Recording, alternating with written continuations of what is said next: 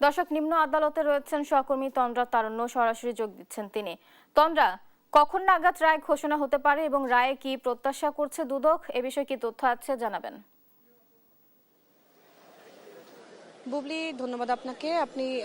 যেমনটি প্রশ্ন করেছেন যে কয়টার সময় নাগাদ আসলে এটি শুরু হতে পারে। আজকে যেহেতু দুদকের যে শেখ হাসিনা এবং তার পরিবারের বিরুদ্ধে যে প্লট দুর্নীতি যে মামলাটি ছিল সেটির কিন্তু রায় আজকে ঘোষণা করার কথা রয়েছে এবং এটি ঠিক 10:30 থেকে 11:30টার মধ্যে শুরু হবে বলে কথা রয়েছে। এবং একটু জানিয়ে রাখি যে এই দুর্নীতি মামলা কিন্তু মোট 60 কাঠা প্লটের কিন্তু অভিযোগ ছিল এবং এই 60 কাঠা প্লট বরাদ্দে অনিয়ম এবং দুর্নীতির অভিযোগ কিন্তু অনুসন্ধান যখন শুরু করে দুদক অর্থাৎ দুর্নীতি দমন কমিশন, এবং এটি শুরু হয় 2024 সালের 26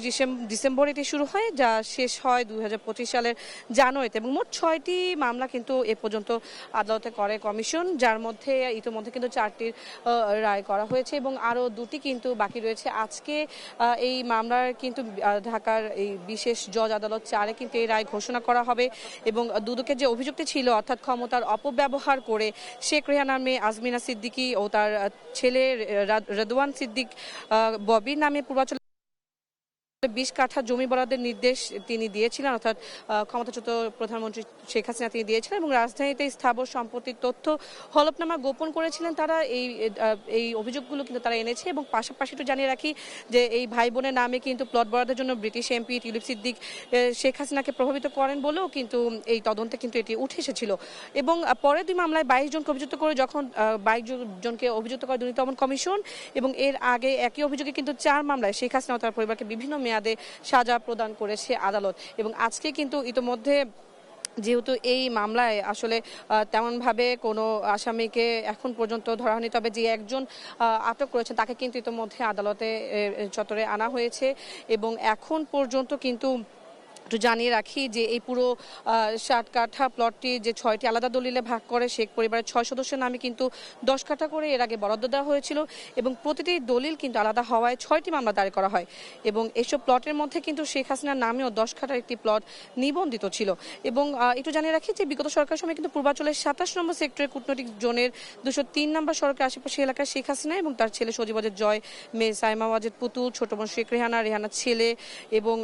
তাদের অর্থাৎ শেখ পরিবারের বা শেখ রেহানা যে পরিবার আছেন তার সন্তান যারা রয়েছেন তাদের বিরুদ্ধে কিন্তু এই প্লট নাম্বারগুলো ছিল এবং সেই প্লটগুলোর এইগুলো কিন্তু 6টি মামলায় বিভক্ত করা হয়েছিল এবং এগুলোতে কিন্তু যে আসামি করা হয়েছিল এর মধ্যে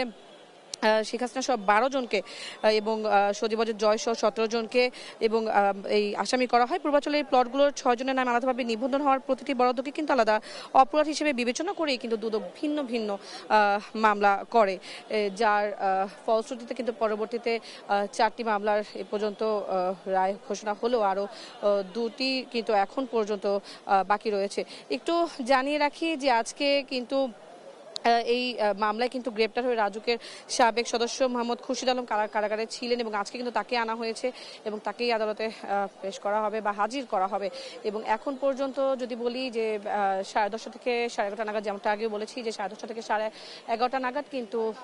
এই ব্যাপারে আসলে শুনানি হওয়ার কথা রয়েছে। তো এই ছিল বুবলি আমার কাছে আদালত চত্বর থেকে সর্বশেষ।